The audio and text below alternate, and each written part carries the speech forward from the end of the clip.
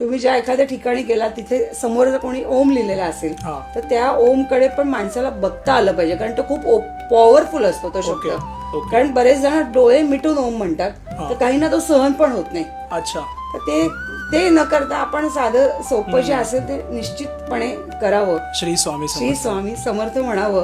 आणि त्या सगळ्या ह्याच्यामध्ये खूप जण असं म्हणतात की मग मी किती माळा करू. हा बरोबर आहे, तो पण तो प्रश्न एक असतो. आट्टा हाच असतो की मी किती माळा करेन. मी 11 माळा केल्या की महाराज प्रसन्न होतील का, Correct. 21 माळा केल्या की महाराज प्रसन्न. बरोबर. पण नाही, तर मी अनेकदा असं सांगितलंय की 21 3दा महाराज श्री स्वामी समर्थ म्हटलं तरी महाराज प्रसन्न होतात.